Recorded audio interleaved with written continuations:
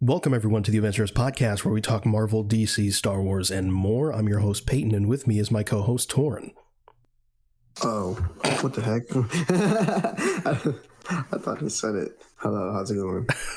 What do you mean? No, because I said yo, and then it just didn't show up for me. The Discord be discordant. Yeah.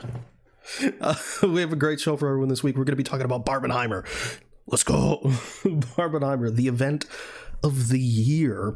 And of course, we have the news of the week. So if you want to jump around to the Barbenheimer review or any piece of news, you can go ahead and do so. That'll be in the description or the show notes. And with that, let's just get right into the news.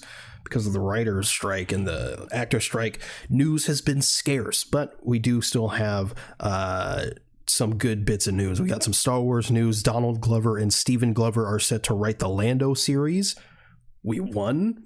That's fucking incredible. Let's go. Just double the Donald Glover we got. He's writing it with his brother, and he's, obviously starring in the series. But that's a good sign, because if he's writing the thing, it means that it's actually going to come out. I feel like otherwise it's real up in the air. But there was a previous writer and a showrunner that, unfortunately was just kind of quietly removed. So that sucks. Also, it's important to note that this deal with Donald and Stephen Glover were made before the writer's strike. So they're not scabs. And presumably they're going to get started on writing it after the writer's strike. So there's that. Also, we have Marvel news, of course. Thomas Hayden Church says he's heard rumors that Sam Raimi is developing Spider-Man 4. I don't know how true that is, because there's been celebrities before that have said yeah, I've heard that this is happening, and it's because they saw some Instagram posts that's not true. So I don't know how much we can take Thomas Hayden Church at his word, but if it's true, obviously that's cool, but who knows. We also have Kraven the Hunter. Devastating news. Kraven the Hunter has been delayed damn near a whole year to August 30th, 2024. Oh man, that's so sad. I know. That's so unfortunate that we don't get to see Kraven the Hunter. Yeah, no, I really wanted to see that generic Marvel movie from Sony. Yeah, so sad. It's terrible. So what a tragedy. How are we ever going to live with ourselves?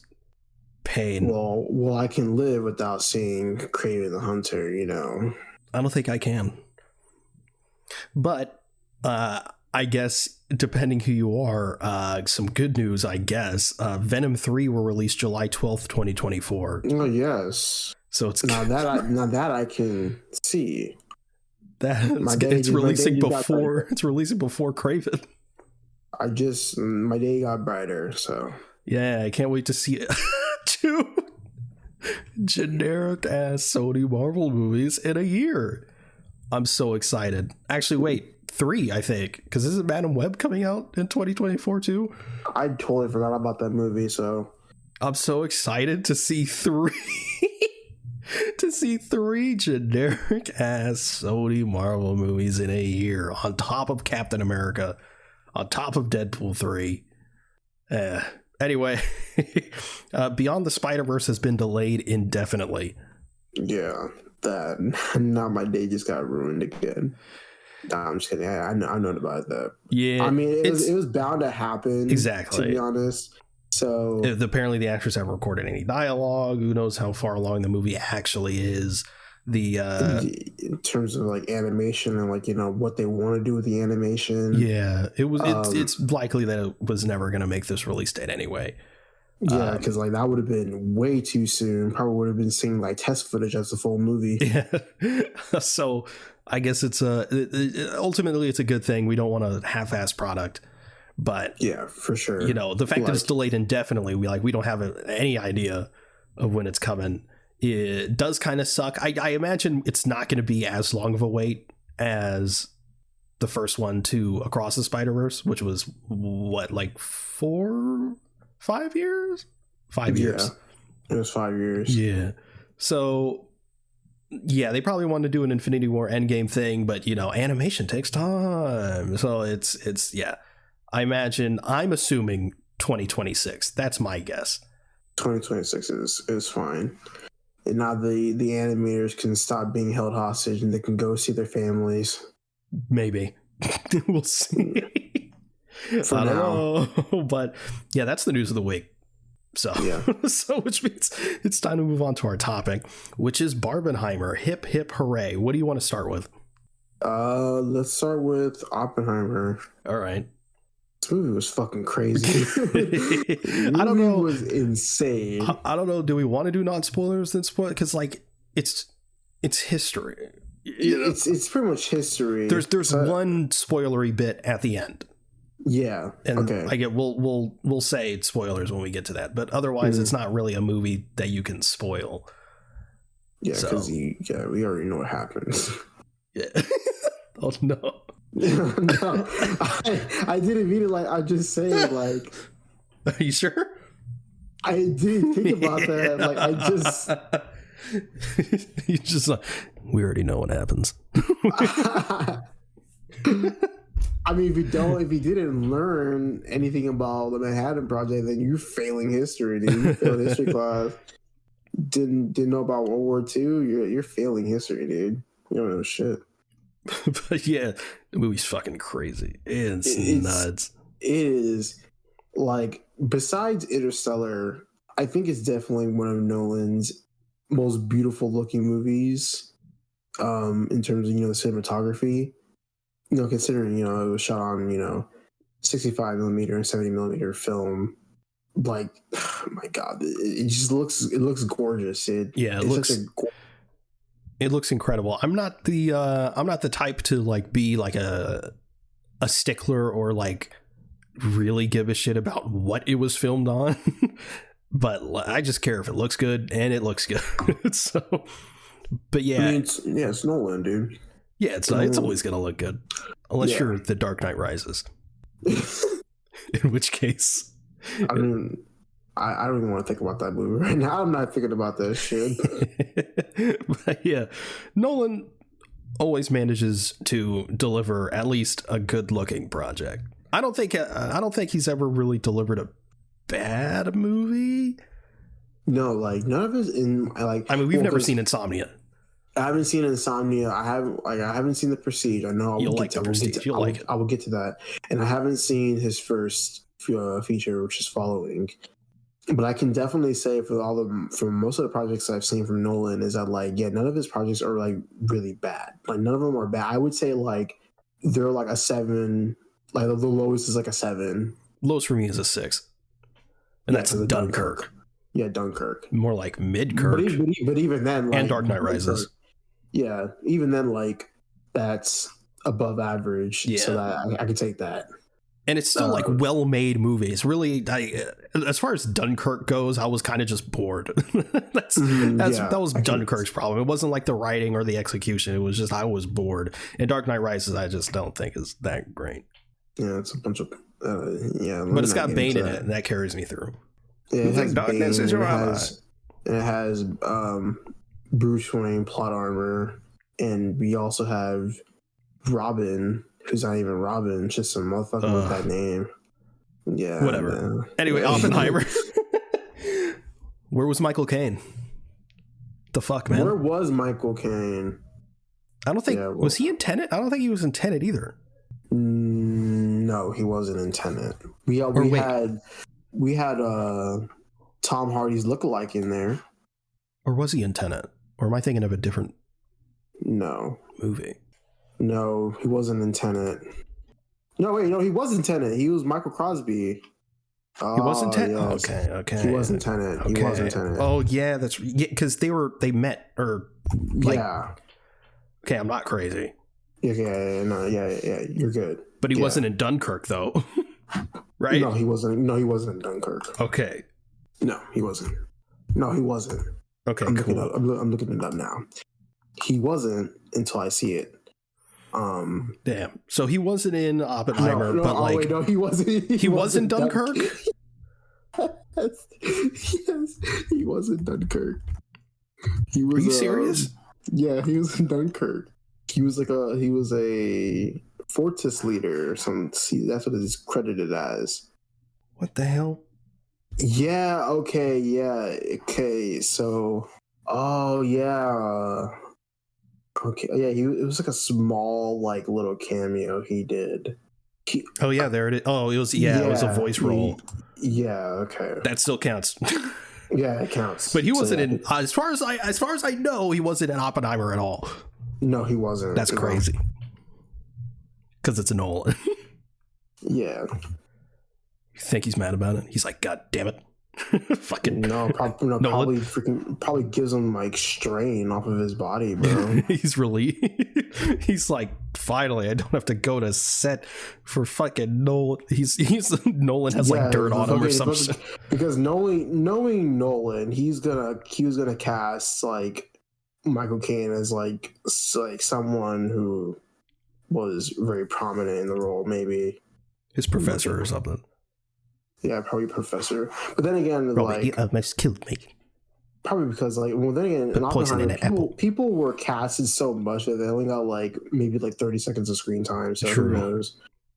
They got, I guess, minor spoiler, bro. They got fucking Gary Oldman for 2 seconds. Yeah, they got Gary Oldman who was fucking shitting on Cillian Murphy. I wish I called that out because I was watching. I was like, is that Gary Oldman? Because I've seen this man in fat suits so much that I'm just I recognize Gary Oldman in a fat suit. Goddamn Gary Oldman. Where? I don't want to fucking hear it. Right. Get that. Don't let that crybaby back in here. Yeah, that's fucking crazy. I was like, Truman, come on, man. I mean, I know you dropped some bombs on some innocent people, but come on. But, he was kind of spitting, but at the same time, he was like kind of. Yeah, he was kind of spitting. He was kind of spitting, but it's Oppenheimer. I mean, he did make the bombs technically. He led the project, but let's be honest, he wasn't gonna do that shit on his own. No, he wasn't. Nah, it's a good movie. It was a fucking great movie. I wanted more Josh Peck. Yeah, I do want more Josh Peck, but it's nice to see him acting in something other than seeing him in Drake and Josh and like any other Nickelodeon project. He was in like a Turner and Hooch Disney Plus show. Yeah, it was a Turner and Hooch. Yeah, that wasn't great. I didn't see that, but good for him. Roderick was Roderick in this. Roderick had like 2 seconds of screen time. But that eye roll was crazy. Yeah, I was like, man, Roderick really just came in. He really just channeled Roderick there, didn't he? He's like, God. He did. He's like, look at this guy. Benny Safdie. I mean, the cast was fucking disgusting. Yeah, Benny Safdie was crazy. Alden Ehrenreich, Robert Downey Jr., who I mean, supporting actor nom coming in, probably. Or got destroyed. But yeah, like also like with Oppenheimer, like with it being 3 hours, it did not feel like 3 hours. Yeah. And we got our friends complaining, I'm not sitting for a 3 hour movie. Yeah, we know who you are. Yeah. Shut your ass up. But like, just watch this shit. God damn. Payne and I were discussing and saying like we thought that it was just gonna be like, oh yeah, they make it in the atomic bomb, it explodes, the movie ends. But no, it was more so like the aftermath of it, which was pretty interesting. Yeah, was not expecting that because to be clear, Torrin and I went in blind, or at least as blind as we could. Mm-hmm. So we didn't really know what to expect. Obviously, we knew that there was going to be like color sequences and black and white sequences. So obviously, Nolan's doing some shit, doing some Nolanisms. But we didn't really know what exactly it entailed. But yeah, we have all that courtroom stuff going on, taking place, after the bombs had already dropped. And yeah, a lot of it is the aftermath and talking about how, they're doing the H-bomb program and, Oppenheimer's against that and shit. And yeah, I mean, yeah, we expected it mostly to be about the making of the atomic bomb. And obviously that's in it. We expected the whole movie to be like, the Nazis have a bomb. What are we gonna do? Like, but that was just like it's basically like a Cliff Notes in the movie. They talking about Russia and shit, but a lot of it is mostly just existential. Like, we're building something that could eventually destroy humanity. Mm-hmm. And Oppenheimer like coming to grips with like, should we have done this? Why did we do this? Can we, reel ourselves back? Can we prevent this in the future? Stuff like that. And a majority of the movie is just some dudes sitting in a room talking to each other. some dudes sitting in a room, and it's fucking riveting, man. This script is so tight and so compelling. I definitely feel like, to me at least, it's very like tense, but also it feels like one of Nolan's like more personal movies to me. I don't know, like, because sure. kind of like you said, with the script being like so tight and like having so much dialogue to where it's like it feels like super, super authentic. So that's kind of what I envisioned from that. Yeah, and if anyone knows me, I love me some dialogue. So this was made for me. For some reason, when spoilers, whatever, Oppenheimer's getting interrogated, kind of felt like that little like not the courtroom, but like the little the interrogation room, I guess you would call it. Kind of felt like 12 Angry Men ish to me. I can see that. That's exactly what I felt from that. But a lot of people are like coming into this, expecting the big bomb, and Nolan's all like, "We did it for real. We detonate a real atomic bomb." That's what he said. That's exactly what he said and how he said it. But the bomb is like, it's cool. The part in the movie is tense and it's exciting. And the explosion, the actual explosion part is really cool. But that's not really the part I really gave a shit about at the end of the day. Like, by the time the movie ended, I was like, I don't give a fuck about the fucking bomb part. I don't. Like, it was cool. Yeah, it was cool, and like it's like it's something that like, of course, it fits really well with the story because you're seeing it how it's made and how the build up to it. Yeah, obviously, you have to test it with the Trinity test and what have you. Mm-hmm. But yeah, ultimately, it wasn't like the most exciting part. The most like the best part of the movie to me was that like press conference he gave to the crowd, and they're all like wilding out, and they're like cheering and shit, and everything just goes completely silent. And he's having like a panic attack. Yeah, and like the way it's like filmed, where it's like focused on him, but the background's like wobbling and shit. Yeah, it's so like, well done. I loved how that happened, like throughout the film, like a couple of times. And also like I think one of my favorite parts of the movie is that like when they're interrogating him and like the pressure is like building, and like you slowly start to see like the outside going to like white, and then it goes back to like Oppenheimer. It's so fucking cool. I love the meme that's going around in the interrogation room where he's like, "Did you or did you not like XYZ?" And then it's just a picture of him just like staring with the just bright white light. Yeah, it's so good. But also, one of the things that I loved about the movie was the score by freaking Ludwig Göransson. Oh my god, that doing his thing again. The man's a fucking genius. He's the next Hans Zimmer. Yeah. And if he plays his cards right, he could be the next John Williams. I can see that. Dude has not missed. And to think my guy started doing shit for Community and New Girl. Yeah, exactly. Like, the guy who did the music for New Girl fucking composed Oppenheimer and Black Panther and does Donald Glover's music and shit. Crazy. It's just The Mandalorian. Crazy. The Book of Boba Fett. Yeah. Tenet. Yeah, Tenet. Yeah, the Tenet score is fucking crazy. Bro's disgustingly talented. It's not fair. How's anyone else supposed to compete? All right. You got Ludwig Göransson just tearing, killing it, man.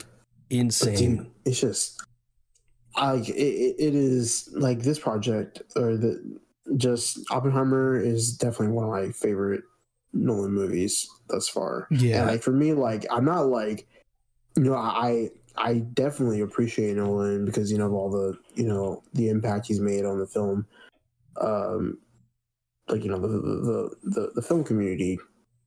But this one is like, this project is just like blows out of the water for me. Yeah, something about this movie, man. I mean, I sent you my list today. I'd put it number one. I think it might be his best movie. Now, granted, could be recency bias.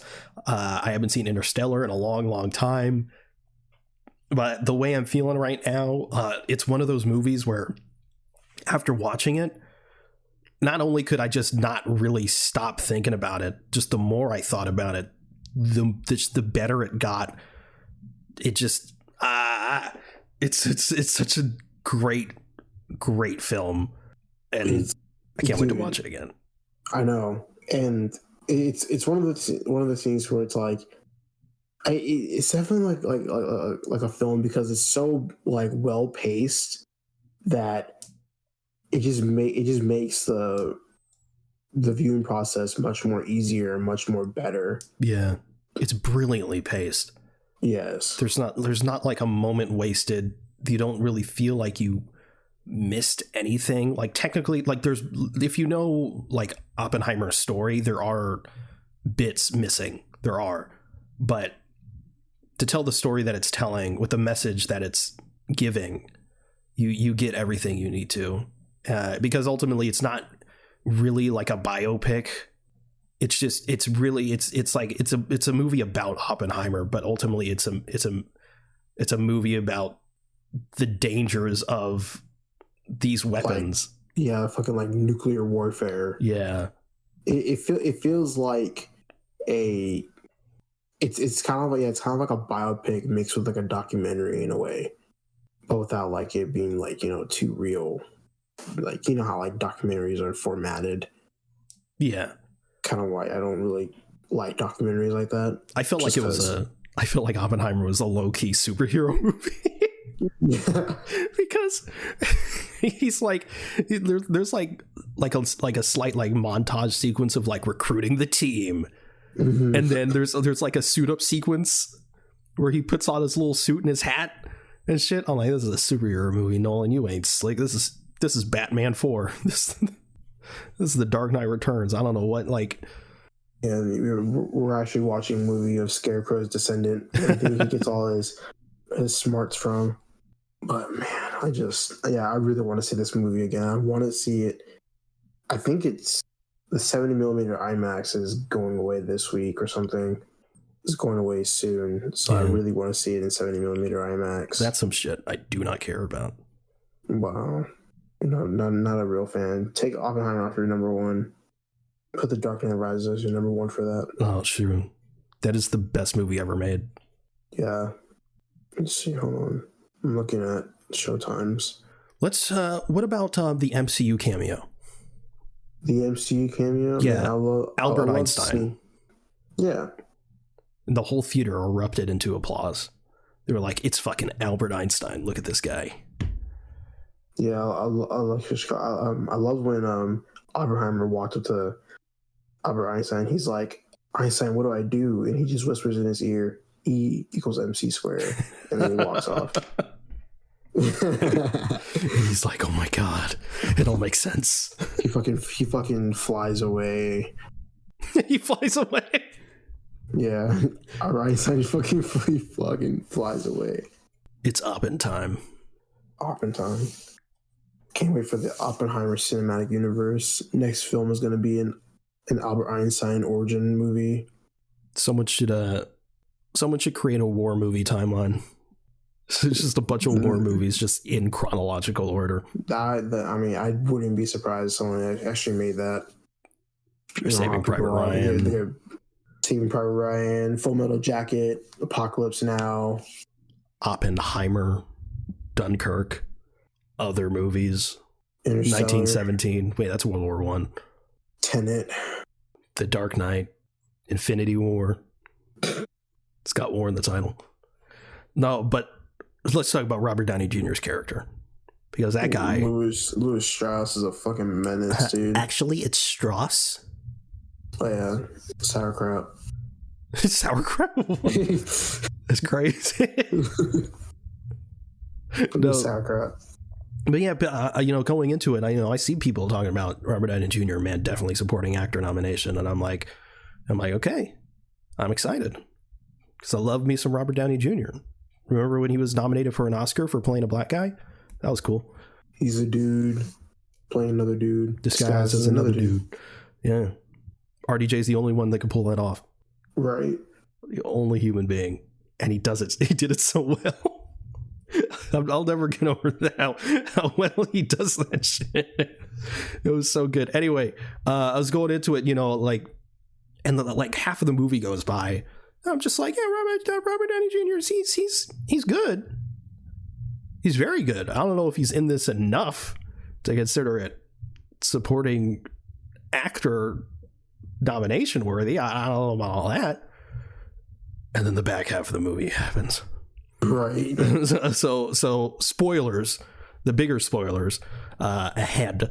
God damn, bro, wasn't it? Well, like I knew he was going to be antagonistic to Oppenheimer, but I didn't know the motherfucker was trying to dismantle this man's whole career because he thought he told Einstein some shit. Like, he told Einstein some stuff, and then he got embarrassed in like a courthouse. I wanted to see more of that scene. Just Oppenheimer Oppenheimer fucking making the whole courtroom laugh. Yeah. And then, dude, fucking, yeah, Oppenheimer won a fucking 1v15 or like a 1v10. Yeah. Strauss had to get a whole bunch of motherfuckers just to try to take this man down. Yeah, bro really, like, orchestrated, like... He was a fucking bro's a menace. Orchestrated Oppenheimer's whole last downfall just to fail. I know, right? Like, he low-key succeeded, but he failed ultimately. Yeah. It's literally like he won the battle, but he lost the war. Yeah, it's like the whole movie. Like the whole movie is kind of like Oppenheimer's trying to get his security clearance back. That's kind of the movie. That's insane. This whole movie is like, can this man get his security clearance back? That's it. And yet it's so dramatic and riveting and interesting. It's stupid, honestly. It's crazy on how, like, the thing of like, just when you're making a movie, you don't want any like loose ends. But I have never seen a third act like fucking polished so much like this, because like, it's like, damn, like everything comes together like so smoothly. And even like with the dialogue helps with that too, which I'll get into that later. But yeah, RDJ did his thing. Fucking can't pronounce his name. Alden Ehrenreich. Alden Ehrenreich. Bro fried him, I think. Bro fucking fried him. Bro destroyed him. What do you say? Maybe they were talking about something more important. Yeah. Than you. You selfish, egotistical prick. Man, just like Robert Downey Jr. Also, in real life. No, I'm just kidding. Also, the fucking GOAT, Raimi Malek. Oh, yeah, just being completely... I really thought they were going to go this entire movie where Rami Malek just doesn't say a fucking word. It's just like, oop, drop my pen. Oh, that's it. Doesn't say shit. And then, boom, there he is, whistleblower, like, hey, look, this...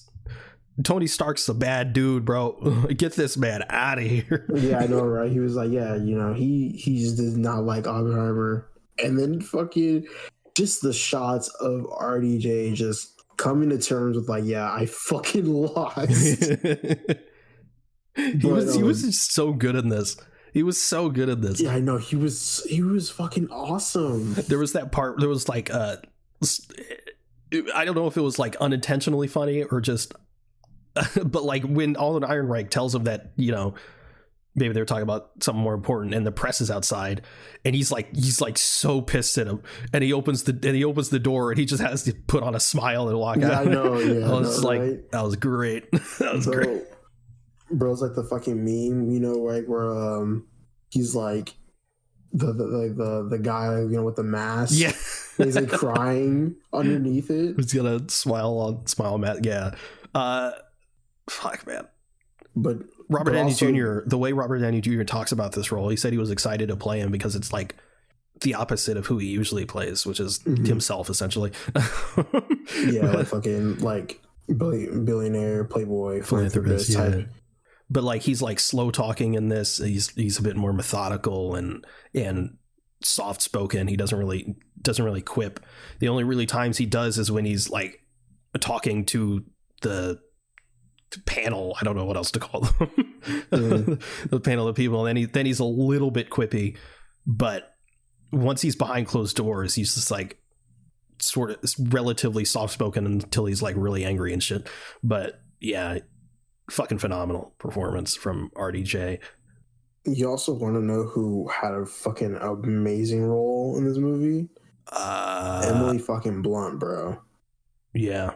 She was fucking cooking, dude.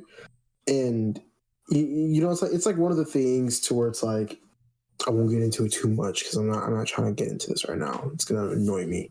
But you know, people are like, you know, they're mad about how the women don't have a bigger role in this movie. Well, no, I'm just saying. Torn sexism. No. But like, I'm saying like, yeah, they were saying like how the women didn't have a bigger role in like, you know, in this movie in general. But I'm like, did you forget Emily Blunt? Like Emily Blunt was like, she's a dude. She was a fucking. When she denied Benny Safdie's handshake at the end. Yeah. And like also I love how she was giving Oppenheimer like reason. It was like, yeah, like this is the motherfucker like who like was doing all this shit to you. And like, she knew it was Strauss. She knew it was Strauss. Yeah, why are you fighting back? And Oppenheimer's just like, yeah.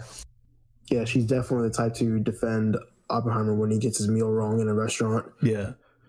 It's just like, no, it's fine. He's like, waiter, this is the wrong order. And Oppenheimer's like, no, it's fine. And she's like, take it back, and we want a refund. That's her. My husband ordered French fries. This doesn't look like French fries. Man, those are potato wedges. They're like our version of French fries. No, they're not French fries. These are not what we ordered. It's like, I'm sorry, man. We don't really have any other option. I don't care what other option you have. We want French fries. Figure it out. Get your manager. The manager's Florence Pugh. Speaking of Florence Pugh. Yeah.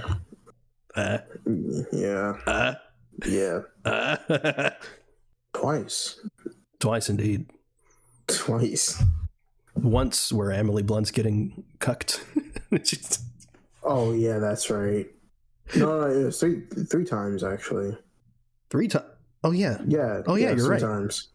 Three times. So there's a bit of not controversy, but a bit of debate going around. Were those scenes necessary?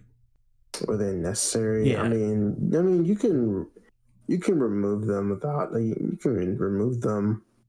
I mean, like I'm talking about by remove that, I mean you can remove the nudity and still keep that intact because like it plays on to the part that Oppenheimer is a womanizer. Yeah. You know, man's a fucking cheating asshole. Yeah. It was like one thing. Okay, like he's doing Florence Pugh and also, you know, Emily Blunt or whatever. But then there's that scene where it's like there's that rumor going around of like, yeah, you were having an affair with so and so's wife, and he was like that's ridiculous. He would never find out. Like, I was like, God damn. And Emily was still staying with them too, like, which is crazy. Yeah. But yeah, like that was just. I mean, honestly, like, yeah, like, I mean, if you can remove the nudity, I think that's cool. I mean, it was just like, oh wow, that's just Florence Pugh right there. Yeah. And them in my face. Can't complain. Yeah, you are just. It's an automatic. That's a 10 out of 10. That's just 10 out of 10 film right there, just for that alone. They could have cut out every other part of the movie and just kept Florence Pugh in there. 10 out of 10. Yeah, retitle the film Sloppenheimer. I don't think it's fair that we couldn't see Cillian Murphy's junk. The hell, man? What's up with that?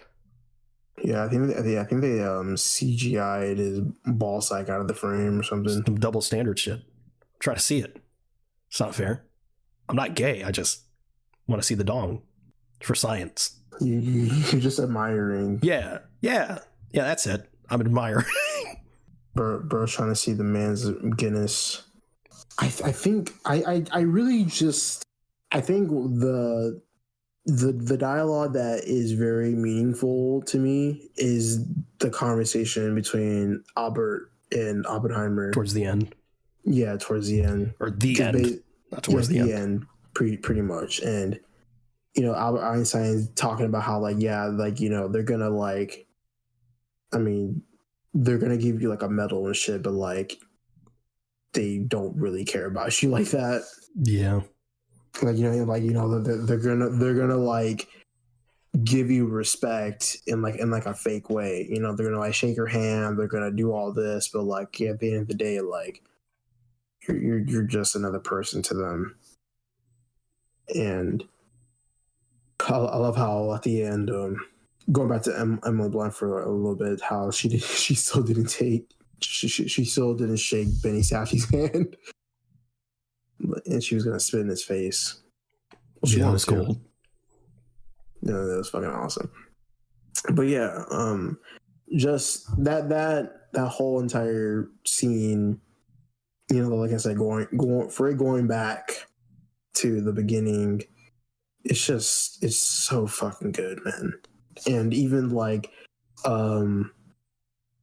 Oppenheimer's quote at the end is so fucking great.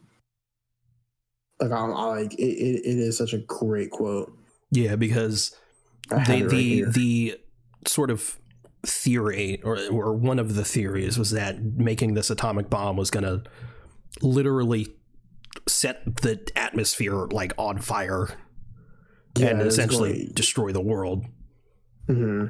And you know, Einstein's like walking or about to walk away or whatever, and Oppenheimer's like, hey, you know how, you know, we might, or you know, like the bomb could like destroy the world or whatever, and Einstein's like, yeah, what about it? And he's like, I think we already did. Yeah, the quote says like, Albert, when I came to you with those calculations, we thought we might start a chain reaction that would destroy the entire world. I believe we already did. And you see the fucking missiles, you see shit launching in the air, and oh my god, crazy. It's fucking insane. And you see Oppenheimer seeing it, and and throughout the movie he's seeing it. Throughout the movie he's seeing it. He's like, I just love how, like you said earlier, it goes. This movie not only like delves into like, you know, just the Manhattan Project, but also delves into Oppenheimer's guilt and the existentialism of following with it, and like what he's feeling and what he's about to like, or what he's thinking about throughout the movie.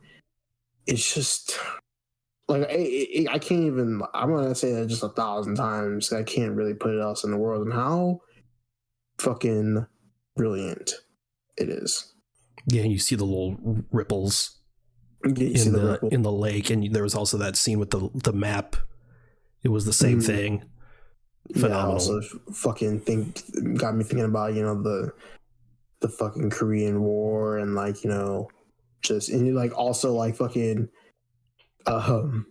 when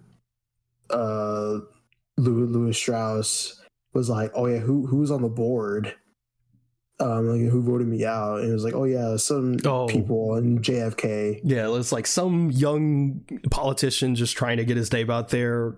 John Kennedy, John F. Kennedy. I'm just like, holy shit, dude. Yeah, because that end just when that name drop and the missiles literally reminded me. That was some MCU shit. That was MCU shit. John F. Kennedy cameo name mention. Yeah, I love that. And like, yeah, just the Bay of Pigs, blah blah blah blah, history. I'm a fucking nerd about that shit. But overall, the movie is fucking incredible. There's so many other things to talk about between the movie. All your cameos. Remember the fucking kid from Sky High? Yeah, he's in there. Huey, of course. David Dalsmouchian. Yes, of course. Everything. Horrible actor, also, Dane DeHaan. Yeah, because like I forgot to talk about that because also with the Manhattan Project being so secreted, like it also like kind of like you said earlier, Peyton, like how like there was some stuff that's like being left out or like it's just really minuscule. One of them being like the Red Scare and how like communism is like a big thing and how there are spies just infiltrating America and how they don't want spies obviously in the fucking Manhattan Project and fucking Dane DeHaan being the Menace is one of the spies and he was fucking feeding information to one of the guys who was a British fucking spy and shit like that. It was fucking crazy, dude. Fuck that guy. Fucking hate him. I was like, yeah, like of course, they're talking about, yeah, we want security on lockdown, and I'm like, dude, fucking kill Dane DeHaan or something. He's right there. Yeah. Look at his face. Look at his fucking face. He looks like a spy. Four-eyed motherfucker, dude. Casey Affleck was in this. Casey Affleck, yeah, I didn't even recognize him. It's funny because like the cast is so stacked that you're trying to recognize all these actors. I'm just like, I can't even recognize shit right now. Yeah. Yeah, but like the Red Scare, it's kind of funny how like Robert Downey Jr. has been in 2 movies that have sort of involved the Red Scare relatively heavily. There was this, obviously, and there's fucking Chaplin, where he plays Charlie Chaplin because Chaplin McCarthy accused him of being a communist. Mm-hmm. Fucking McCarthy, dumb cunt. I haven't seen that movie, but you should definitely watch it. I definitely will have to watch it. But yeah, that was that was a cool thing, and how they suspected Oppenheimer to be a communist because fucking when he was fucking Florence Pugh, she was part of the Communist Party. Emily Blunt was once part of the Communist Party. He was once part of the Communist Party. His brother was part of the Communist. Exactly. From outside looking, like you could see how it may look that way. Yeah, exactly. Because I'm like, of course, like when I'm watching the movie and I'm like, yeah, he's not a communist. But then you think about it, I'm like, hey, yeah, I kind of see that. But everyone around him is a communist. But yeah, I love how like I just loved how they delved into the politics and also how like there was like 2 sides of like the Communist Party in the movie, and he's like, yeah, there's this type of communist and there's other types of communists too, but I'm not affiliated with that right now because Oppenheimer was trying to get Sloppenheimer. Indeed, that's pretty much Oppenheimer. I'd give this movie a 10 out of 10. That's just a 10. Yeah, my initial watch I gave it a 9 because it was a lot. Yeah, there's a lot to digest. Yeah, but after processing it, after thinking about it, again, just one of those movies where it just got better and better the more I thought about it. It's definitely a 10. Yeah. No doubt about it. Even if I watch it again and there's like something where I'm like, still a 10. It's still going to be a 10. Yeah. So I guess it's time to move on to Barbie. Yeah, go on to fucking peak. The best movie of the year. Yeah, one of the best movies of the year. This shit was a fucking hit, man. It's so cool how the internet latched onto Barbenheimer and both movies just managed to be actually just incredible. I know, they managed to fucking dominate the box office. Yeah. Which definitely deserved. It's deserved. This is... If I'm to be brutally honest, I would have seen Barbie. I don't know if I would have seen it opening night, because it does it definitely sold me pretty much immediately, because like, okay, Barbie movie's coming out. Oh, Margot Robbie's Barbie. Okay, that's interesting. I got, oh, Ryan Gosling's Ken. Okay, I'm Ken, so that's cool. And then, you know, once the trailer hit, and you kind of got a sense of what they were actually going for. I was like, oh, this is actually going to be something interesting. Again, opening night territory, I don't know. But then again, would I have seen Oppenheimer opening night? Maybe not. No. Yeah. But because of Barbenheimer, we did a double feature. Yeah, we did a double feature. We watched Oppenheimer 2, and then we went to go see Barbie, like, 6:40, 6:50-ish. It was 6:40, I think. Well, yeah, no, it started at 6:40, but, like, the movie actually did show to, like, 6:50, closer to 7. I gotta say, you know, we got a lot of people like saying like, which one should you watch first? And a lot of people are saying, okay, well, like a lot of people are joking that are like, okay, I'll start with Barbie first for the thought provoking shit, and then Oppenheimer for the jokes or whatever. But like in reality, you'd think Oppenheimer first because, you know, obviously relatively like sad movie. It's longer. It's you know, you're gonna be like maybe in your feels or whatever the fuck, and then Barbie, you know, it's a lighter tone, and you know, it's more upbeat and shit, which makes sense. But I think after watching both movies, I kind of wish we saw Barbie first, because after Oppenheimer, especially with the way it ended, I'm just in Barbie, and I'm still just like, damn. I'm just like, and I couldn't like adjust my brain to like really feel and connect to what Barbie was throwing at me. I mean, I still did, but not as much as I feel like I could have or should have. Luckily, I've seen it twice, and so I you know, I've gotten it. But yeah, on initial viewing, I wasn't in the headspace for Barbie after Oppenheimer. So I kind of wish we saw Barbie first, but it is what it is, and it's fine ultimately. But again, another great film. It was such a good like movie, and also like, yeah, Greta Gerwig, she needs her fucking props. Such a good director. Also, the writing of obviously the set design is just incredible. Yeah, the script is so well done. Obviously, I think this movie you could consider it sort of a dramedy. It was a dramedy. The comedy in this is just on point all the time. Like almost every single joke landed, which is insane for something that's so comedy forward. Fucking like, it was so funny. It was so, when there was emotional scenes, it really, everything about it just lands. It's done so well. I don't, should we do non-spoilers and spoilers? Whatever you want to do. We'll do a little bit of non-spoilers, and then we'll just jump into spoilers, because there's specific moments that I wouldn't want to spoil. But yeah, overall, it's just a fantastic film. It does get, you know, existential, because, you know, Barbie's like, yeah, guys ever think about death or whatever? So there's that. And obviously Ryan Gosling is a standout. A lot of people are saying, you know, like, we gotta still give like Margot Robbie her flowers. Of course, she was fucking phenomenal, perfectly cast as Barbie, kind of.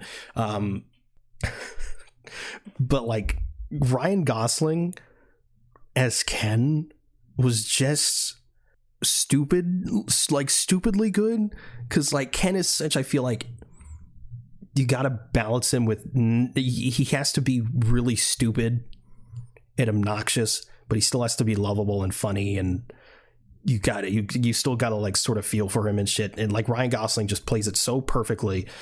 He did so stupid. Like, he was just, Ryan Gosling was incredible in this. It's like, and I've sort of unintentionally watched quite a few Ryan Gosling movies relatively recently, because beforehand I haven't really seen Ryan Gosling in a ton of shit, but low-key I was a bit of a Ryan Gosling, I wouldn't say hater, but like, I would always be like, I don't really get what everyone sees a Ryan Gosling. But recently, between Barbie, La La Land, The Nice Guys, Blade Runner 2049, I'm like, you know what? Maybe Ryan Gosling ain't that bad. maybe Ryan Gosling is really fucking cool. Yeah, Ryan Gosling's actually he's a pretty cool guy, and also like, not to mention, like, you know, I agree with you with like all the. I mean, I wasn't like I've always had like an appreciation for Ryan Gosling as like an actor, because, you know, like, it was like, oh yeah, you know, Ryan Gosling, he's a pretty big name in Hollywood. And so like when we watch all these movies, it's like, yeah, you know, okay, like I definitely have even a more appreciation for him as an actor, and like his appreciation for me grew even more with all the fucking Sigma male memes and shit like that. All the just the meme culture definitely blew that out of the water for me. Yeah. I'd like his performance was amazing in Black Panther. The Obama biopic was incredible. Ryan Gosling, he's just that guy. He's just a chameleon. But yeah, so Barbie was obviously phenomenal. All the Barbies in it were great. Again, this is one of those movies where it's like so stylized and so out there. It's like the fact I'm still just really surprised how all the jokes pretty much landed. Alan was great. Michael Cera, perfectly cast. My only gripe with it is Will Ferrell and his like goons. And I'll get into that a bit more when we talk about spoilers. But yeah, that's the only part that I'm not a huge fan of. Yeah, I thought it was just like, it was pretty much just like one dimensional for me. But I mean, I'm not a Will Ferrell hater like you, so I just found him like, oh, you know, it's Will Ferrell. It's cool. It's Will Ferrell being Will Ferrell. But yeah, what'd you think about the film overall? It's just, I really, really liked it. I didn't expect for me to like it this much. And like Oppenheimer, the more I think about it, the more I like it. And it's also because of the message that it portrays, which we'll get into when we hit spoilers. But overall, like, I really, really enjoyed it. I'd give it a 10 as well. I would give it a 9. Fair. Initial viewing, it was 8. Came up to a 9. Unfortunately, I can't give it a 10 because of Will Ferrell and his goons. What the hell? Dua Lipa was in the movie? Yeah, she was in it, yeah. Are you just, like, fucking with me? Or, like... No, she was in it. Yeah. Wait, she was. That's right. Yeah, you're right. Yes. Mermaid Barbie. That's right. Okay. Stupid. Okay. No, but let's get into spoilers. What was the funniest part of the movie for you? The funniest part? Yeah. Because I have 2 in mind that I thought they were clearly the most funny in the movie. They were so good. The Mojo Dojo Casa House. That was the funniest part of the movie for you? That was funny. What a loser. No. That was good for me. It was when Barbie goes over to the Mojo Dojo Casa House and he's like frantically trying to get ready, and he was like just give me a second. He goes back and he just yells "Sublime." That was so fucking good. It's just I don't want to explain the joke, because explaining the joke makes it not funny anymore, but it's just the word choice used, because you expect to say like yes or some shit. It's like you see it coming. It's like the joke is so telegraphed, but then he just subverts it by saying fucking sublime. It's so fucking stupid, man. And then, of course, the second funniest bit for me was the Godfather bit. That was so good. The Godfather bit is so... That is so funny, dude. And even there's like the blink and you miss it sort of like joke within a joke, where she goes up to Gravik. Gravik Ken. And she's like, "Are you watching The Godfather?" The way she says it, and he's like, "You mean The Godfather?" That was great too. And I'm not even gonna try to replicate what he says, but he's like this fucking like 70s cinema, that whole little quick monologue he says. It's fucking incredible. Fucking the average pretentious film bro, fucking like condescending explanation. It's just so fucking hilarious. And then of course you got the Zack Snyder's Justice League bit. I was like cutting a Ken steak for him, and I got the sudden urge to watch the Zack Snyder's cut of Justice League. I was like, oh my god. It's Warner Brothers too. Crazy. Just acknowledging the incel behavior of that weird fucking cult. But like, what sucks is that the film was like so anti-men, it was just hard to get behind it. I know, right? Like, oh my god. Yeah. Sad. That's it. It was anti-man. I just don't really want to talk about it. It's actually a 1. I give it half star. It's because the anti-men message. It was woke. Right. Wasn't a fan. Did you see the trans Barbie? Yikes. Yeah, I did. What was up with that? Terrible. I know, right? It's like, how am I supposed to bring my kids to see that? How am I supposed to explain trans Barbie? Weird, man. It's weird. We are joking, by the way. I'm not. No, I'm just kidding. Oh my god, dude! Don't do this to me right now. Cannot afford to get canceled. But yes, we are joking. We loved it. Yeah. Obviously, we said that. Imagine being so fragile in your masculinity that you get mad at that. It's the same. It's like She-Hulk light, where it's like, god damn, get over yourself. Exactly. It's like if you're mad because the movie's making fun of like the Kens or whatever, and you're like, but I'm like the Kens. You got some work to do, buddy. Your Mojo Dojo Casa House and your fucking Godfather and your Zack Snyder's Justice League, bro. You need to get your shit together. It's fucking weird, man. Exactly.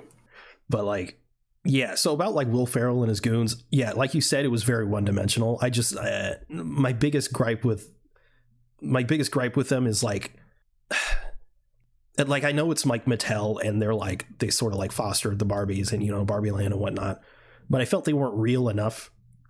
Because when they're in the real world, the rest of the real world is real world, except Mattel and Will Ferrell and his goons, where it felt like they should belong in Barbie Land as far as them being ridiculous.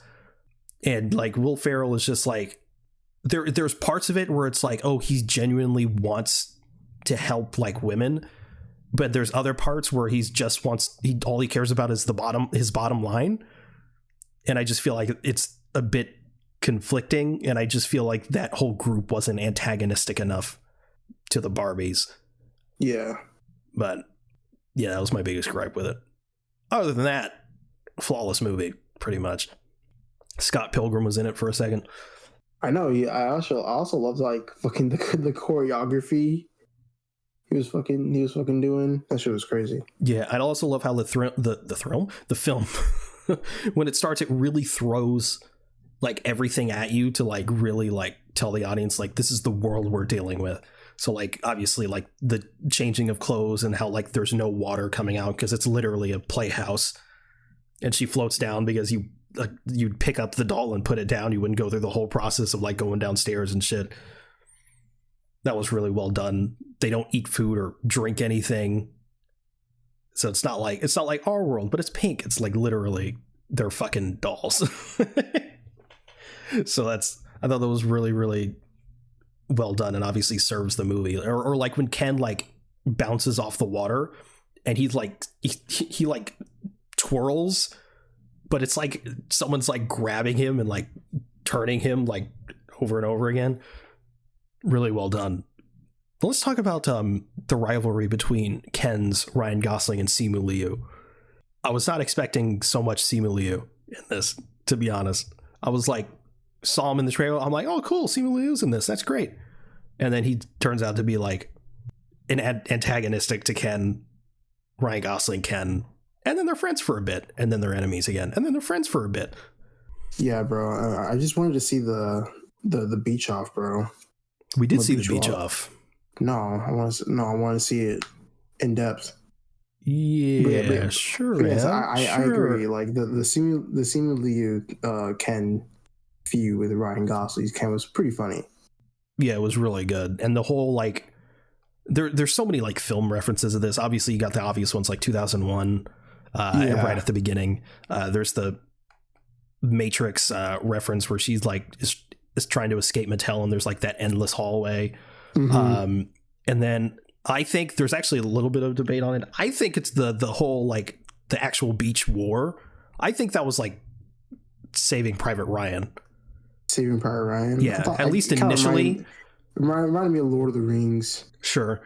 But then you got everyone's like fighting like real stupid, like, and then it just gets progressively more ridiculous.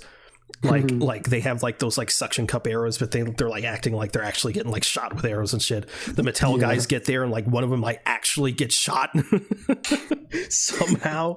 But then you got like Simu Liu and Ryan Gosling just not even fighting anymore. They're just like opening their pecs and shit, and they're puffing their chest out and just knocking people down. Yeah. And then Simu Liu and Ryan Gosling get closer to each other and they just like beach off.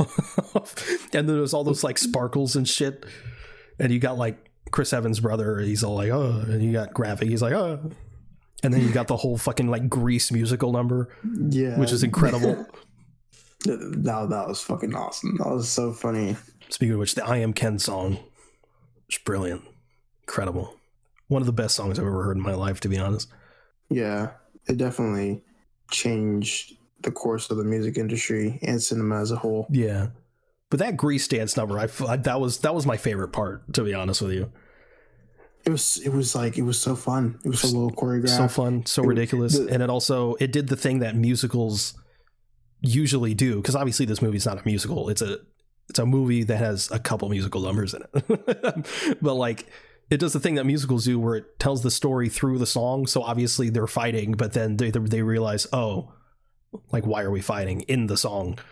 And then and then they're, they band together. Yeah, it was so real. Barbie was so real, dude. Shit was real, especially the message. Yeah, let's talk about the message. I also love how fucking Ken's side of the patriarchy was about horses. Yeah, probably the realest explanation you can give someone about the patriarchy. True. Ken was kind of spitting though. So whenever a woman is like, oh yeah, all men care about is the patriarchy, I do care about horses. Yeah. Yeah, I'm an animal lover. Of course I care about the patriarchy. Why wouldn't I? Yeah, of course. Yeah. And they'd be like, oh yeah, all men benefit from the patriarchy. Yes, I do benefit from getting my own horse in the future. Exactly.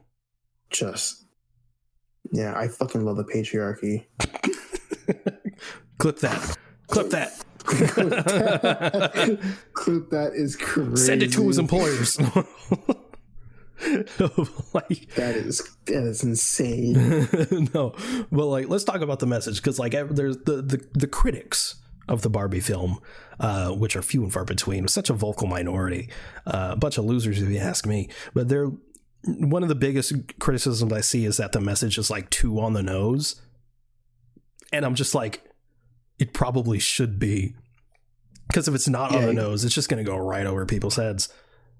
Exactly. Like this film is something that should not be misinterpreted at all. Yeah, because I feel like it could really easily be misinterpreted if it wasn't like incredibly clear. Also, even though there are like you got like Barbie and Ken come into the real world for the first time, and there's those construction workers, and Barbie's like, I don't have a vagina, and he doesn't have a penis. And you got like Kate McKinnon being like, I'd like to see what naked blob he's got going down under there. So you got like adult jokes in it, but like it's nothing like you really can't bring your kids to see. Like, you can, it depends on the kid, because especially towards the end with all the existential shit.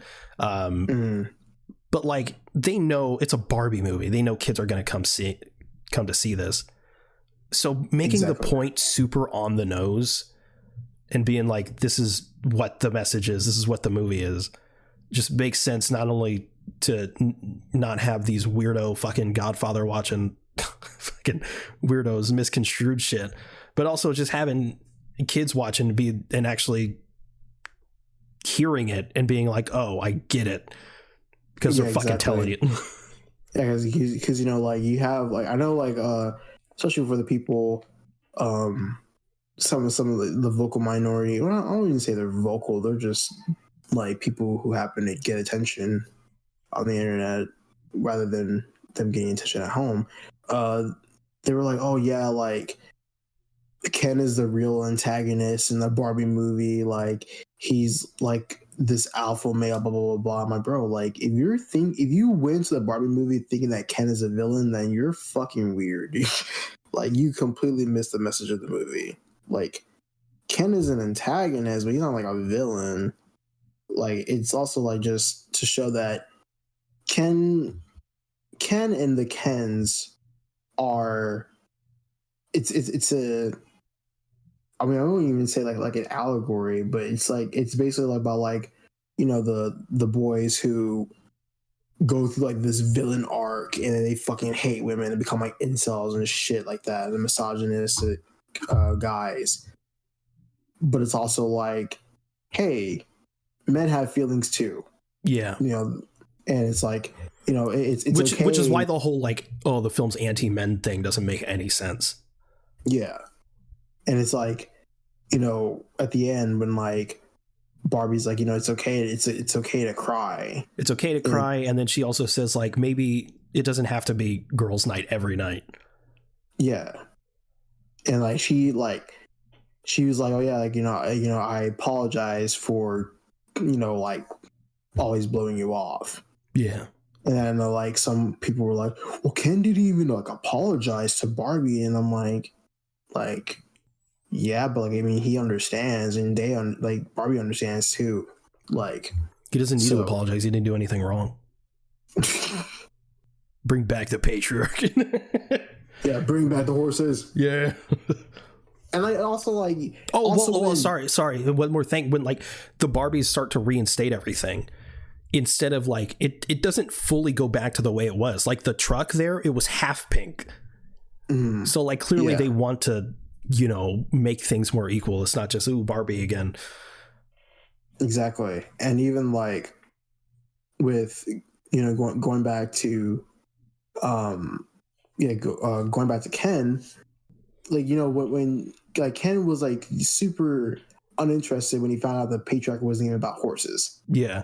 So obviously, like, you know, there was something that clicked for him in his brain there as well. So, and like, you know, also Ken was telling Barbie that like how in the real world he felt like he was something. He was respected. Yeah, he was respected and he was valued. Someone even asked him what the time was. Yeah.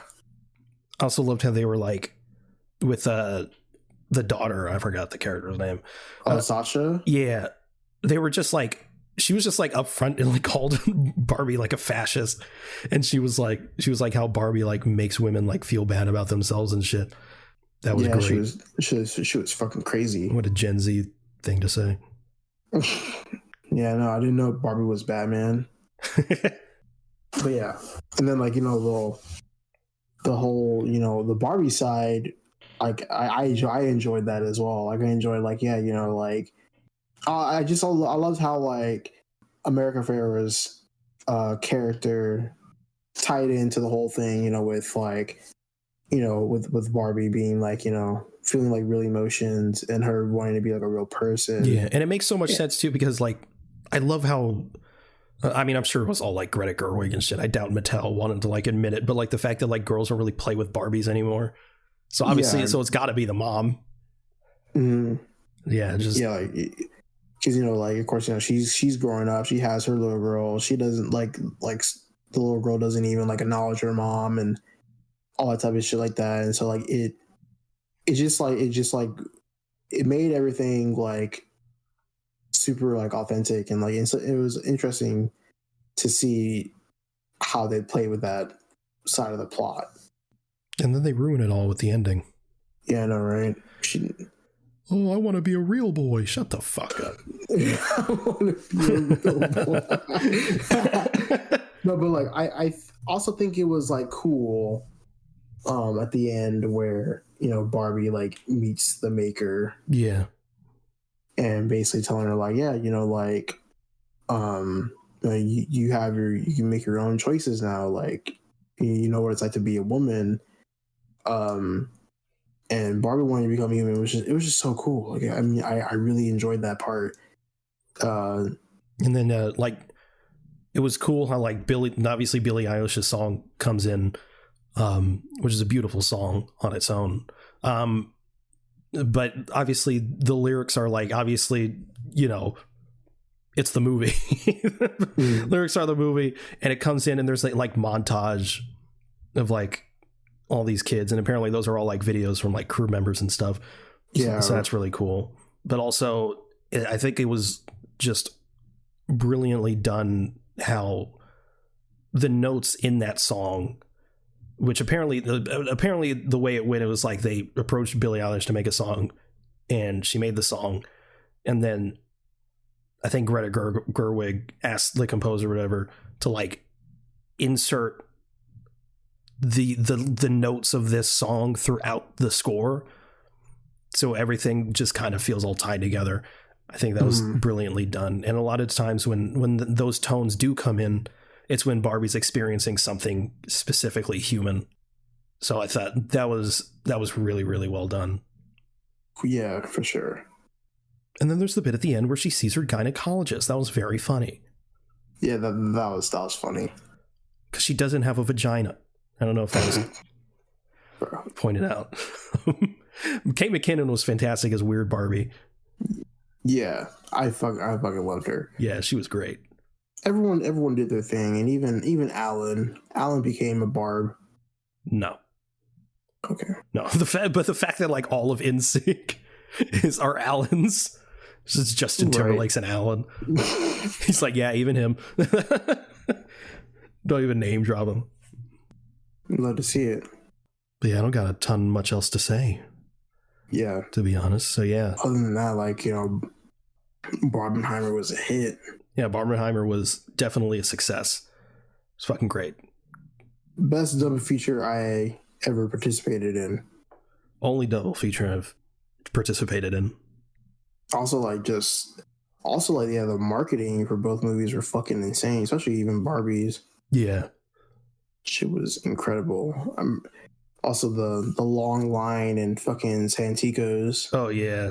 With the fucking Barbie box and shit. I'm like, bro, you're like, y'all can be late to the movie, bro. Yeah. All for a picture. Crazy. I would have loved to take a picture, but I ain't getting in that line. Right. Hell no. Glad I got to see Blue Beetle's costume instead. But yeah, that's Barbie. I'd give it a 9 out of 10. I'll give it a 10. Just because I am Knuff. I am Knuff. I gotta get that hoodie. I know that hoodie looks fucking fire. It looks good. It looks comfy. Right. And it's not as much as I thought it'd be. I think it's like $65, which ain't a little, but I expected them to really milk the shit and make it like 100 some or some shit. Because sometimes they like to do that. But anyway, yeah, so that is Barbenheimer. So what did you watch this week? I caught up with My Adventures with Superman. W. And I'm also going to catch up on Secret Invasion. W. Or an L if you ask the internet. Oh, yeah. I hope to watch another movie. There's so many movies on my list that I want to watch, but the one I probably will like start off with is the Van Gogh movie with Willem Dafoe. Really? Yeah, because dude, that meme is so fucking funny, man. It's so fucking funny. So I have to watch it. At Eternity's Gate. And it's free to watch on YouTube. Oh. It's free to watch on YouTube, Tubi, Amazon Prime Video, and Freevee. So there's also Parks and Rec. I'll get to that later. Like later. Okay. That's it. Well, I watched Secret Invasion. Finished that. It's over. We'll probably talk about it more next week. But I truly don't get the hate, man. I'm so lost. I haven't felt like this disconnected from a fandom since like The Last Jedi. Like, obviously it's not on the same level because like The Last Jedi, in my opinion, is like the second best Star Wars movie. Where Secret Invasion I really, really like. But yeah, people are acting like it's the worst thing they've ever. I just don't understand, man. I just don't get it. people are like saying like the writing's trash and this, like I'm not seeing what they're seeing. Dude, like I've just gotten to the point where like if I see any slander like about the MCU or anything, I start blocking people, dude, because like I'm not trying to get into this right now, like, and it's hard to, sometimes it's even hard to tell like what's criticism and what's slander now, because like people just have a negative light on the MCU. Yeah, so I really just don't fucking care at this point. Like just comic book movie fandoms right now are in fucking shambles, because it's like you hate the fucking MCU or like you hate DC, and then it's like, and even though if it's something that's like widely disliked, like Secret Invasion or She-Hulk or something along those lines, and you say, you know, like or Thor: Love and Thunder, and I say like I like it because I fucking do, it'll get called a shill or a sycophant or like, yeah, exactly. And like, so like I followed this person, I showed you a few of the videos, and his name is King Lion. And do you know the Cuban Crusher? I don't think so. Oh well, the Cuban Crusher, he's like another like big TikToker, and he was saying like, yeah, like, you know, Secret Invasion, blah blah blah blah. I didn't really watch the video because I'm not trying to get into that. And King Lion was like, you know, like people just don't want to talk about Secret Invasion because they're fucking scared to.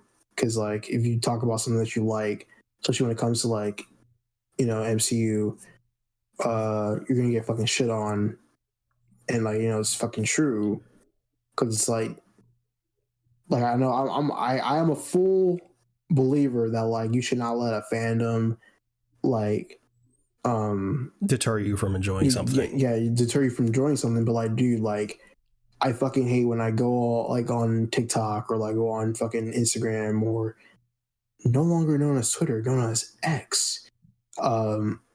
I fucking just see a bunch of bullshit, like of people being like, oh dude, like I fucking hate the MCU, or like the MCU, I'm just getting so fatigued over it, blah blah blah blah blah. I'm a fucking bitch. My mom doesn't love me. Like, dude, I don't fucking care at this point right now. Like, people just, if you don't like something, then just stay away from it. Yeah. But like obviously people hate watch it. Yeah, it's like obviously you shouldn't care what people say, but at the same time, when someone's shitting on something you love, it's hard to just not see it. It's kind of one of the reasons why I was like, I'm always like disconnected from the Star Wars fandom for a bit, and I'm still kind of am. Yeah, I'm completely disconnected. It's kind of why like I still really haven't watched all this stuff because of that reason. But it's like all fucking people talk about is the fucking sequels. I'm like, bro, get all, like, dude, that shit was so long ago. Like, why are you still on that shit? Like, it's crazy. Like really, like, is that like your entire personality is to fucking hate the sequels? Like, it literally is. It's so fucking annoying, and it's like so exhausting. Yeah, watching Mando season 3 with zero input from the internet. Turns out not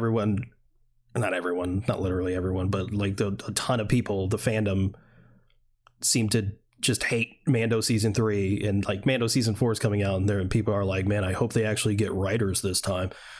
And meanwhile, while I was watching it when it was coming out, just not seeing any of this shit, I'm just having a good time. Exactly. Can't wait to do that when Ahsoka comes out. Yeah, I fucking like, and it's also like, it's not even like refreshing, like seeing, or not as refreshing as seeing like pockets of like positivity around the MCU. Like, it's just like, wow, like a pocket of positivity only for like a black hole of negativity to just come right back at you. Yeah. It's so fucking gross. It's like emotional whiplash, because we just get like Guardians 3, and it's like, this is the best MCU movie in a long time. And then we get Secret Invasion, and it's like, it hasn't been good since Endgame. It's like, oh my god, bro, I swear, like I see comments like that all the time, because like it's like, yeah, like Secret Invasion is like literally like one of the worst projects like in a while or whatever. The MCU's gone downhill, and people are like, have you seen Guardians 3? And they'll be like, yeah, but this still isn't enough, like with all the mediocrity of the MCU. And I'm like, bro, get the fuck out of here. It's just weird, man. It's just weird. Fucking disgusting, dude. That's all I have to say. Yeah. But you know, rant aside, really enjoyed Secret Invasion all the way through. Finale was decent. I don't think it's as bad. Again, I don't think it's as bad as people were making it out to be. I do think it was too short. The finale, that is. Well, I guess the series as a whole. I guess the 6 episode shit. I mean, we've talked about that to death. But yeah, I really enjoyed it as a whole. But what do I know? I guess I'm just a shill. Also watched the first few episodes that are out of Harley Quinn season 4. And like always, it's fantastic. Can't get enough of Harley Quinn. It's great. Can't wait to see the rest of the series. I also finished The Crowded Room, which is that series with Tom Holland that's on Apple TV Plus. Again, a series that just got completely critically just annihilated. But luckily, unlike Secret Invasion, audiences seem to actually enjoy it. So, and I am included in that. I think it's very good. Tom Holland is, even in like the negative reviews you'll see of it, it's like generic mystery, but like Tom Holland gives a career best performance. So at least, you know, he's not a weak link in it. You know? But it's like how many times does this man Tom Holland have to like prove himself? You know what I mean? It's like, because people just love to say he's not that good of an actor. It's like, well, he is. You're just pretending not to see it or just being annoying. But he's fantastic in this. It's a show about, you know, multiple personalities and what have you. And Tom Holland does just a really, really good job. And it, oh my God, what the fuck was that? Excuse me. Oh my God. I burped. Good Lord. You're not excused. Okay. I'm incredibly offended. No. No, but Tom Holland is incredible in it, and it's a really good series. And it's the only multiple personalities thing I've seen that does the concept similar to something like Doom Patrol with Crazy Jane. It's sort of a similar concept with actually how his mind actually works. So it's really interesting. I definitely recommend it. Another show where you shouldn't listen to reviews and just to judge for yourself, because I really enjoy it. But last thing I watched was Transformers Rise of the Beasts, something which on this podcast we were like, man, Rise of the Beasts looks great. I watched it. It is okay, I guess. After Bumblebee, I was really excited. Like, hell yeah. It's, doesn't feel like the Bay movies. We're actually getting good designs for these Transformers and shit. And it looked like that was continuing enough in Transformers Rise of the Beast, but actually watching the movie, no, it kind of just feels like a leftover Bay movie again. And it's just, and again, the weakest point, or one of the weakest points of Rise of the Beast, like most Transformers movies, except Bumblebee, is the humans, who just add literally nothing. Like, I could, and they try to like get you to care about the characters, and I'm just like, I'm not buying this shit. And it gets really, really corny towards the end, like really corny. And the whole movie feels very like 2012. And because you haven't seen it, right? No. If you ever do see it, you'll know exactly what I mean.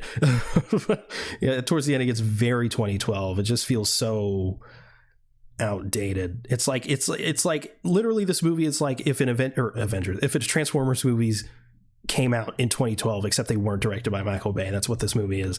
It's disappointing because it felt like they were actually going somewhere in Bumblebee, and they just kind of made a generic. That's kind of one of the things too, because like, it's funny is that like, yeah, because like Travis Knight, who directed Bumblebee, it seemed that like, at least from the look of Transformers and the feel that you have for Bumblebee, is that like, that's kind of what I was hoping he would continue with in Rise of the Beast. Not to say that like, I don't hate, I wouldn't say hate, but like, not that like I have anything towards Stephen Cable Jr., but it definitely seems that like Rise of the Beast is pretty mixed. And I, of course, I was excited for Stephen Cable Jr. because he directed Creed, like one of the Creed movies. I think it was Creed 2. And Creed 2 was pretty good. But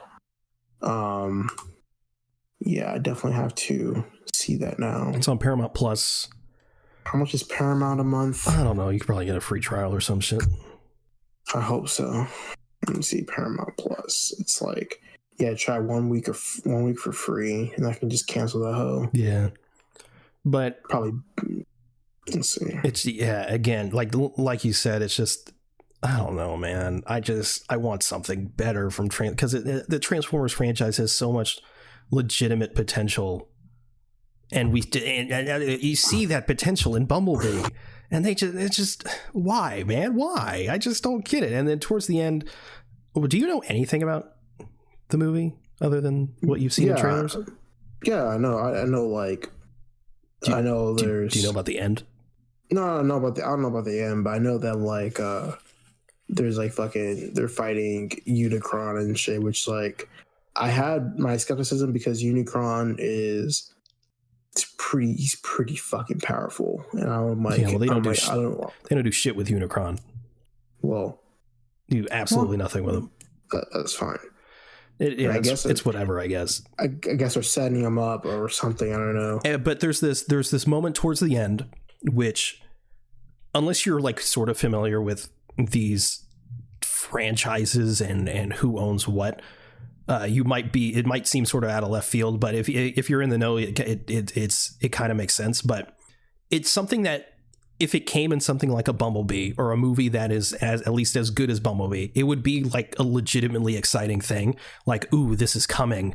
Ooh, that could be really interesting. That could be really good. But after Rise of the Beast, and you get this little tag at the end, sort of teasing something, I'm just like, why would I give a shit about this if this is the quality that we're going to get from it?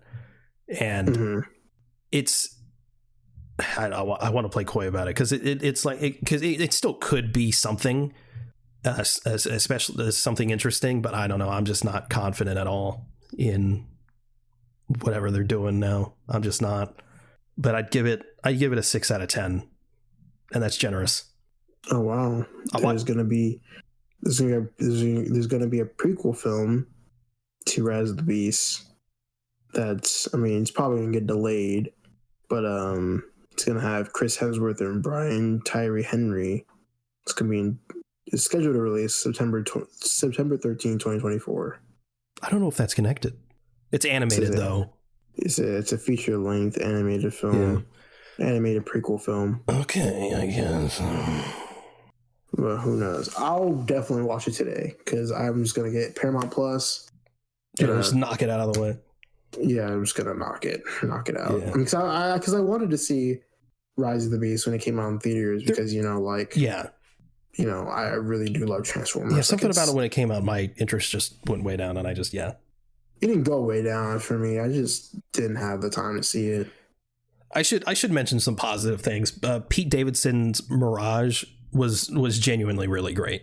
He was fantastic. He was easily the best part of the movie. Yeah, my friend really enjoyed Pete Davidson, even though she does not like him. But part of me was annoyed because Mirage to me felt like what Bumblebee should be, because they keep doing this stupid radio, speaking through the radio bullshit that it was cool in 2007, but I just want Bumblebee, man. I just want Bumblebee, just regular ass Bumblebee. That just kind of felt like Mirage was. And I'm like, we could have gotten that. I mean, again, Mirage is cool, but Mirage reminds me of like Bumblebee and Jazz. Yeah, he is like a bit of a mix, yeah. But yeah, so there was a couple cool action sequences, but they're more like beginning and middle. It really, really loses itself towards the end. There's a couple cool bits, but there's especially there's something with the main human character. Fucking Anthony Ramos' character? Yeah. Where I was just like, okay, I'm out. This is fucking stupid. And usually I'm the type of person like sort of like with Uncharted, the Tom Holland Uncharted movie, where I'm like, there's some stupid shit but I'm like, okay, I'll let it slide. I don't know, something about it in this movie just really rubbed me the wrong way. You'll see what I'm talking about. But well, fuck me, man. All right. Anyway, yeah, I'm actually intrigued to watch it a little bit more. Yeah, that is the show. Thank you, everyone, for listening to the Avengenerds podcast. If you want to follow us, we're at Avengenerds on X. It's Twitter. It's at Avengenerds on Twitter. That's AVENGE nerds, all one word. If you want to follow either one of us, you can reach me at Incentive_ on Twitter. Where can they reach you? You can reach me on at Torn Guy on Instagram. Something that actually kept his name. Oh yeah. Yeah, I guess you're right. Although there's Threads, and technically it's the same account or whatever. Yeah, well, Threads gonna have the Twitter logo now, so it should. They should. They honestly should. Zuck, do your thing, bro. Just make the Threads add into the Twitter bird. Yeah, everyone will switch over immediately, unless you're like a fucking weird crypto Elon Musk bro. Anyway, we also have a Discord if you'd like to join the conversation there. This will be linked in the show notes. You can also check out our link tree for any additional links you may be interested in. You can also review the show on Apple Podcasts. You can leave 5 stars in a review. It would really help us out. Thanks again for listening to the Avengenerds podcast. We'll see you next week.